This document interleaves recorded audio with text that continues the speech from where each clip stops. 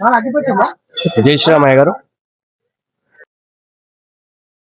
మేము గుడి గురించి తెలుసుకోవడానికి వచ్చినాము. మీకు గుడి ఎట్లా ఏర్పడ్డది అది ఇదని తెలుసుకోవడానికి వచ్చినాము.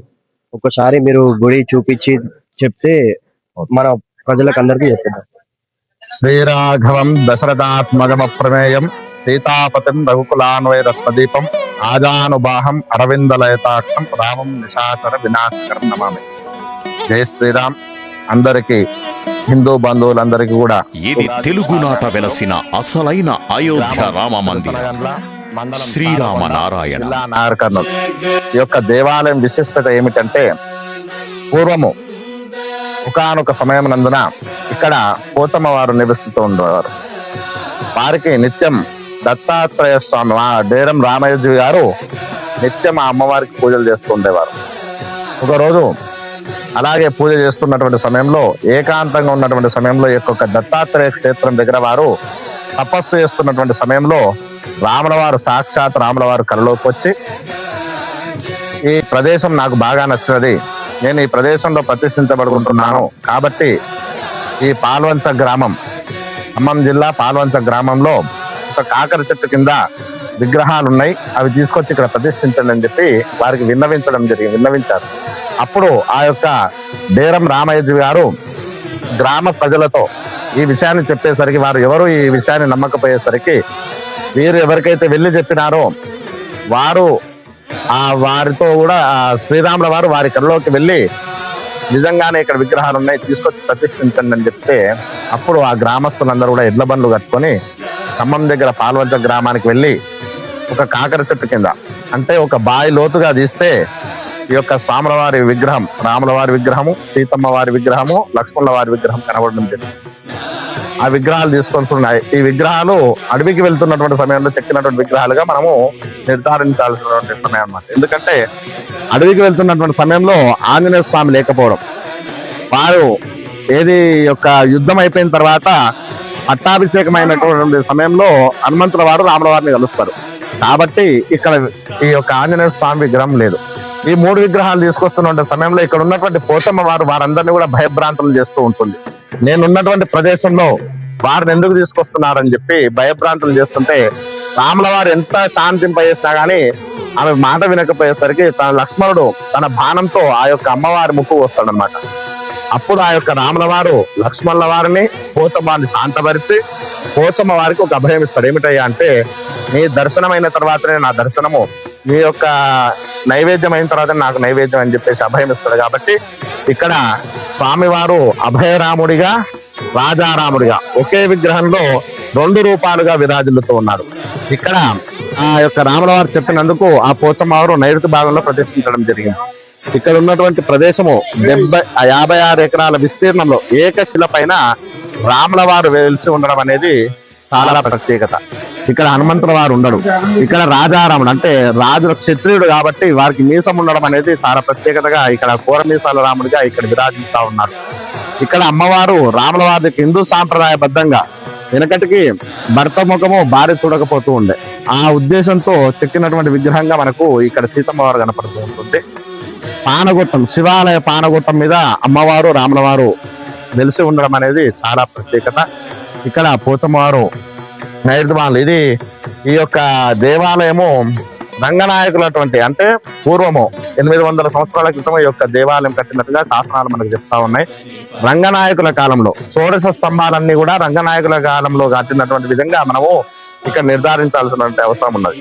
ఈ యొక్క దేవాలయము ఉగాది నుంచి చైత్ర శుద్ధ పాడ్యమి నుండి చైత్ర శుద్ధ నవమి వరకు వసంత నవరాత్రులు, చైత్ర శుద్ధ అష్టమి నుండి చైత్ర బహుళ పంచమి వరకు స్వామివారి బ్రహ్మోత్సవాలు అంగరంగ వైభవంగా మనకు 16 రోజుల పెళ్లి వేడుకలు ఎలా జరుగుతాయో రాముల వారి వివాహ వేడుక కూడా అలాగే జరుగుతూ ఉంటుంది. చైత్ర శుద్ధ అష్టమి రోజు స్వామివారు సిరసనగండ్ల గ్రామం నుండి మన యొక్క గుట్టపైకి పరిలి రావడము, ఆ రోజు మాస కళ్యాణం నిర్వహించడం జరుగుతుంది. ఆ రోజు రాత్రికి ఎదుర్కోలు నిర్వహించడం జరుగుతుంది. అలాగే తెల్లారి మనకు 27/3/2026 రోజున శుక్రవారం రోజున స్వామివారు కళ్యాణం నిర్వహించడం జరుగుతుంది. ఆ రోజు రాత్రికి అష్టసేవ నిర్వహించడం జరుగుతుంది. తెల్లారి 28/3/2026 రోజున పూల తేరు ఉంటుంది. 29/3/2026 రోజున గరుడ సేవ ఉంటుంది. మనకు 30/3/2026 రోజున మనకు రాత్రికి అంటే సోమవారం రాత్రికి తెల్లారితే మంగళవారం రోజున పెద్ద తేరు ఉత్సవం వైభవోపేతంగా జరుగుతూ ఉంటుంది. తర్వాత మనకు 31/3/2026 రోజున గజ సేవ నిర్వహించడం జరుగుతుంది, దూపోత్సవం నిర్వహించడం జరుగుతుంది. అలాగే 1/4/2026 రోజున మనకు చైత్ర శుద్ధ పౌర్ణమి రోజున హనుమత్ విజయోత్సవం భారీ శోభయాత్ర మన గుట్ట మీద నుండి తిరుసనగాన్ల గ్రామం వరకు కూడా భారీ ఊరేగింపుతో ఈ యొక్క ఉత్సవాలు ఘనంగా నిర్వహించడం జరుగుతుంది. ఇది స్వామివారి గర్భాలయము, ఇది అంతరాలయము.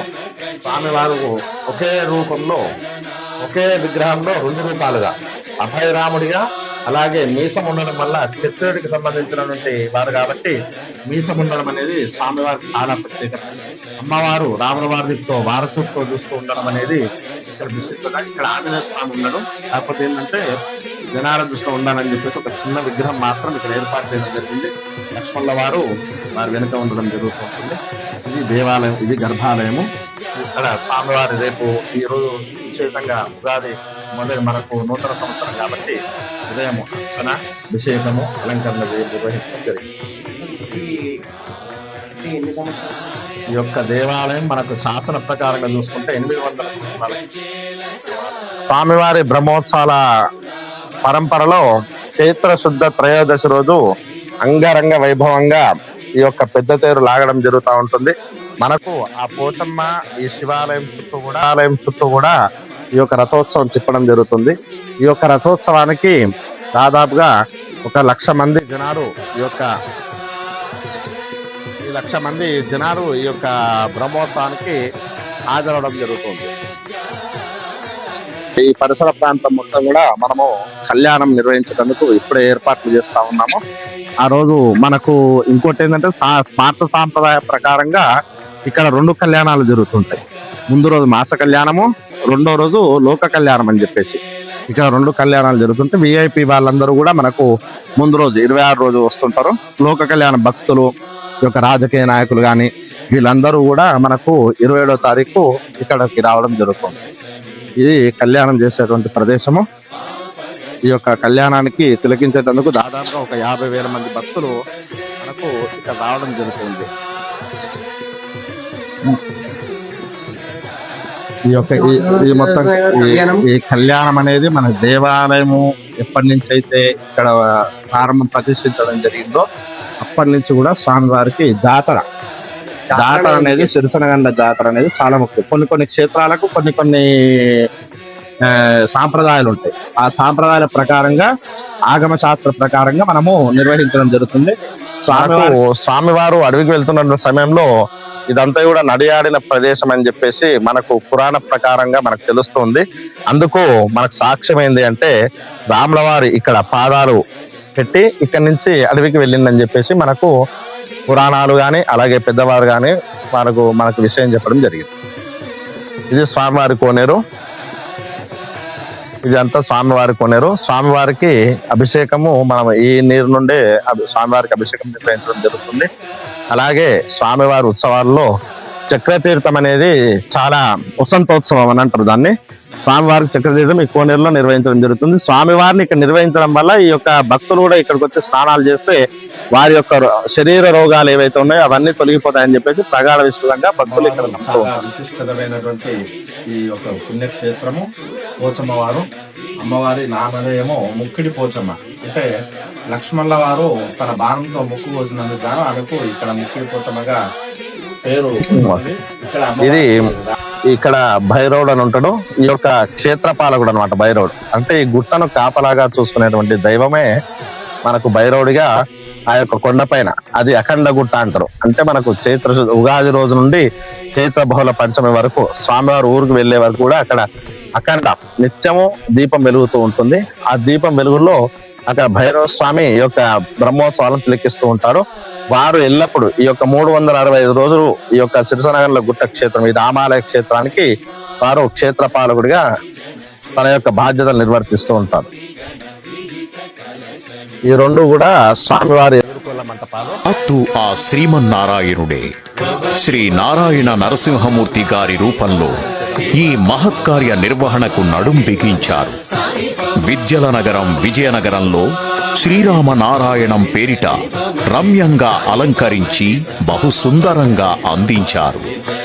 రండి, శివధనస్సు సాక్షిగా శ్రీరాముడిని దర్శించండి, అద్భుతాన్ని కన్నులారా వీక్షించండి, ఆధ్యాత్మిక ఆనందాన్ని మీ సొంతం చేసుకోండి.